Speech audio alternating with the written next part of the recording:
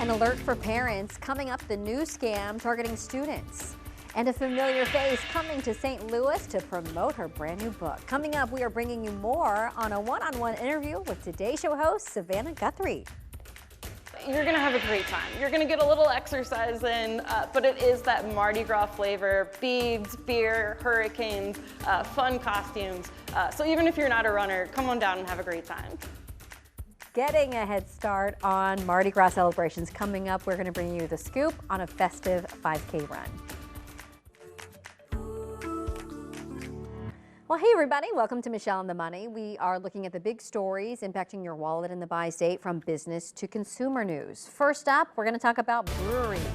Some Missouri brewers are feeling the impact of the Trump administration's 25% tariff on aluminum and steel imports. In fact, KC Beer in Kansas City says it goes through more than 1 million cans a year. Its owner says worst case scenario, a 24-pack of beer could cost $1.50 more than before. That's probably not going to happen, but it's likely, I guess, that there's going to be a price increase. It's hard to tell what the impact is going to be. I'm sure if other people are paying more for aluminum, it's going to drive the price up. Now, he also added that the potential impact of the new tariffs could have similar impacts on his business as the COVID-19 pandemic.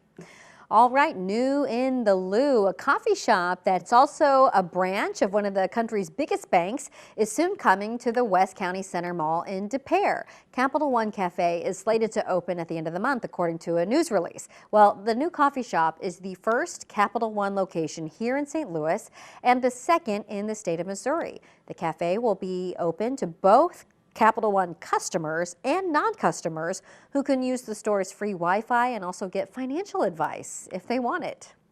Right now, because of the egg shortage, several area grocery stores are limiting the number of eggs that you can buy every day. In fact, Trader Joe's is the most strict, just 1 dozen a family. At Sam's Club and Aldi, you can get 2 cartons.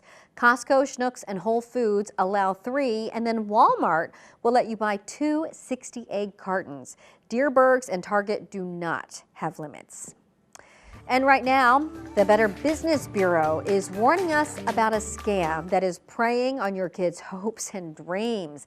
Scammers are claiming to help your kids with their SAT scores and their ACT prep materials, but these scammers are pretty convincing, and they say they're calling from the College Board, which is indeed a legit company. The thieves even have the child's name, phone, address, school information, and even the date and location of their scheduled test. The BBB says the scam is very convincing, but beware. The College Board says it never solicits banking info over the phone. Right now, emergency pop-up shelters across St. Louis are getting ready to open up. Our Mercedes McKay shows us the struggle to keep these shelters from carrying out their mission.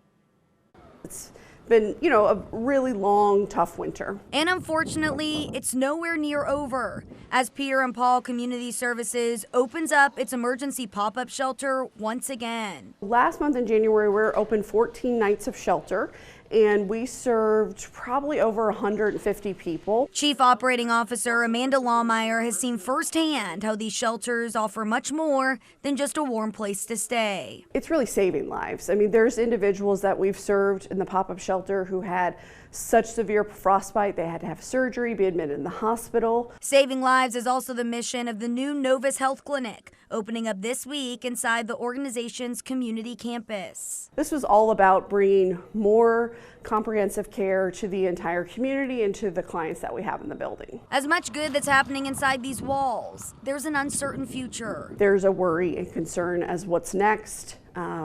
Every day a new announcement comes and seems to change things. Not only are they having to worry about the bitterly cold temperatures here across the St. Louis area, they're also one of the many nonprofits and organizations that continue to worry as federal funding cuts continue. There's a lot of uncertainty and not a lot of clarity. And until we have that clarity, it's really difficult to say, well, we're going to, do this program differently, or we're going to need this X amount of dollars. While there's a lot of unknowns, Lawmeyer says they're focusing on private funding while staying true to the heart and soul of their organization. It is difficult but fulfilling work, but this winter has been longer than we ever imagined. Mercedes McKay, 5 on your side. After more than a decade of decay, there are signs of new life for the old Millennium Hotel site. The iconic building in the St. Louis skyline could soon be gone. The Gateway Arch Park Foundation actually wants to transform the property into a thriving part of our city.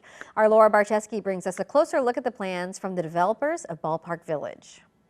For most of its vibrant life, the Gateway Arch has had a unique neighbor, the Millennium Hotel. The Arch opened to the public in 1967. The stunning round hotel, then called Stouffer's Riverfront Inn, opened just 2 years later. My dad would take me to the baseball writers' dinner, and you get to meet all the baseball players. It was in that ballroom. That's Steve O'Laughlin. His dad used to run the Millennium. It's been vacant and decaying since 2014. I talked to him 2 years ago, almost to the day when these pictures of the inside surfaced online. He said this about what he hoped for the future. I think having a new building, like a multifamily, maybe even some retail, restaurants and that kind of thing, really piggybacking on some of the success that Ballpark Village has had. It's an amazing location right on the riverfront. Now, I'm not sure if the masterminds behind Ballpark Village heard Steve or not, but that's exactly what Cordish companies, in collaboration with the Gateway Arch Park Foundation, plan to do. The proposal here, the preliminary plan, is a mixed use of residential, office, retail, entertainment, public space, and amphitheater.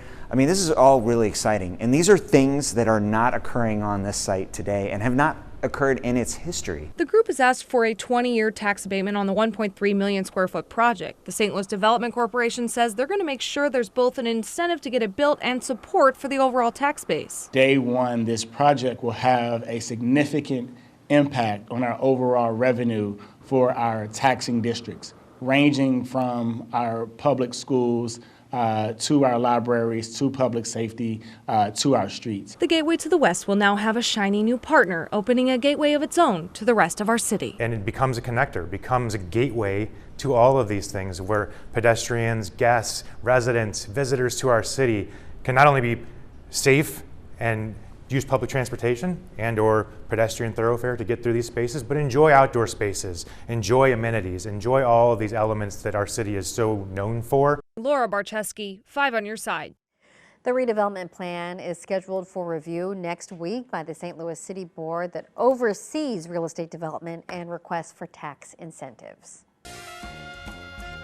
Mardi Gras is just around the corner, and right now the Mardi Party is already getting started this weekend. Today we want to bring you more on 3 exciting Mardi Gras happenings in Soulard, from a 5K run to a Purina pet parade.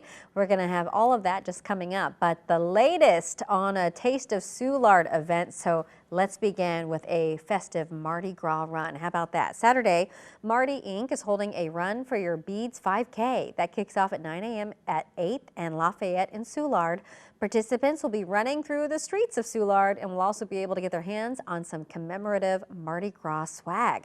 Our team at 5 on Your Side sat down with an event organizer who tells us more about what's in store at the 5K. You're going to have a great time. You're going to get a little exercise in, but it is that Mardi Gras flavor: beads, beer, hurricanes, fun costumes. So even if you're not a runner, come on down and have a great time. And also keep in mind that you do need to be 21 or older to have those beverages. And right now you can actually still sign up for the race. Registration costs $45. Also happening this weekend, there's going to be plenty of good eats and drinks at the Verizon Taste of Soulard event. So this is a 2-day event that kicks off at 11 a.m. on both Saturday and Sunday in the Soulard neighborhood. There, guests will be able to participate in self-guided tasting as well as a pub crawl. Some of the bars featured include Molly's Bar and Restaurant, Session Taco Joint, and Hammerstones. Tickets are $25. And then, check this out. Mardi Gras isn't just for people, right? Your furry friends can also take part in the fun. The Purina Pet Parade is going to be happening on Sunday in Soulard. The parade begins at 1 o'clock, and we're also hearing more about some of the unique animals that have previously strutted along the parade route. The Purina Pet Parade is one of the cutest events of the whole Mardi Gras season. People throughout the community bring their costume pets, whether it's dogs, cats, turtles. I've even seen parrots, snakes, a goat. They bring their costume pets, and for just $10, they get to walk them in the parade.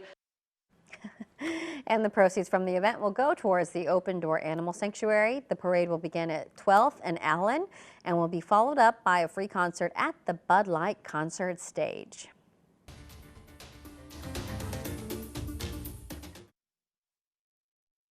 A very familiar face is going to be in town. Savannah Guthrie from the Today Show will be at the new Clark Family Branch Library for her brand new book. The book is called Mostly What God Does Is Love You. And guess what? We are so glad that we get to talk to Savannah about it before she comes to St. Louis. Hi, Savannah. Hi, Michelle. It's great to be with you. I can't wait to see you. Oh my gosh, I'm so excited. We are all very excited about your new kids book. Why did you decide to write it? Oh, I'm excited too. You know, about a year ago, I wrote a book that was for grown-ups. I call it the grown-up book now, called Mostly What God Does. And it was a series of essays and reflections about faith. And I mean, just doing that a year ago was the most vulnerable thing I ever did. I felt like I was like just putting my heart out there to talk about something so personal, but it was such a beautiful experience. I received so many letters and I had so many deep and beautiful conversations about faith, and it just seemed to translate so well to a children's book. Why do you think this is a great message now for kids especially? You know, I think that whether you're a kid or an adult, I think actually one thing I've learned through this whole experience is that people really yearn to engage in a deeper conversation, and they want to talk about matters of the spirit and the soul and the heart. And kids do too. You know, my kids are 8 and 10, and it's interesting. I think kids have a natural interest in these kinds of subjects. They have good questions, sometimes questions that are kind of impossible to answer, but the hope is that this just leaves a little space in the day for God. You know, it's just a sweet goodnight story, but it's not preachy or proselytizing or anything like that. Don't you think that some of the big conversations always come during bedtime story time? You know, so when I talk to my 6-year-old, it's always like big questions at bedtime. I know. It's sometimes you're like, oh, can we just talk about this in the morning? And sometimes you can. I always say to my daughter's a worrier like me. I'm always like, okay, is there anything we can do about that right now? No, then let's just put that in our little basket of worries and it'll be there waiting for us tomorrow.